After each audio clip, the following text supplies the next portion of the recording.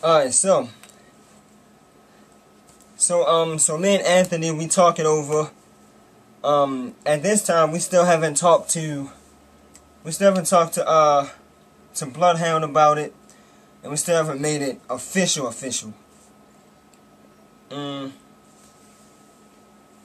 So at this time, me and Young Els, we're making songs together.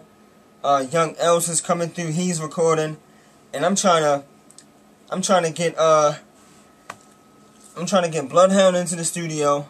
And at this time, I know about Young Locks, and I'm trying to get him to come to the studio. I'm like, yo, come on, man, we got a place to record. Let's go. Let's do this.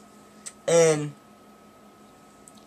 I'm saying that people aren't really coming to the studio like Young Els was, cause he lived like a couple blocks away from the studio at that time, so he just came whenever and was putting in work. And I'm thinking like, man, these other people, they're not coming to the studio. Like, I'm starting to feel like I'm back in my old group. I'm back in 410 when Mike wasn't recording or writing and stuff like that. So I'm like, not this again, man. I'd rather just go back to being a solo artist, man. So, alright. So we get to talking to Bloodhound about it, and Bloodhound starts coming to the studio. And then they tell me about Ray.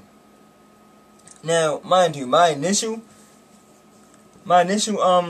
understanding of Ray was, I'm not gonna get into details because whatever. It wasn't a very good first impression. So what I'm getting is, alright, people don't like this guy. So, and these are my people, and how I was raised was, if my mans and them don't like a person, why would I go over there and be shooting the breeze with him and shaking his hand every day and talking to him? That's not what you do. You align yourself with that person. You align yourself with the enemy. And when they get at the enemy, they're going to get at you. So, that's what it is. And because that was my first impression of him, I didn't trust him. And to my knowledge, I wasn't cool with the kid. And so, people know me from rapping and etc. etc.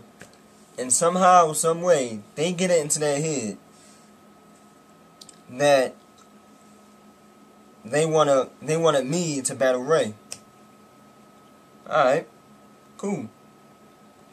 So I battled Ray, and after the battle, it didn't get me and Ray's relationship didn't get any better.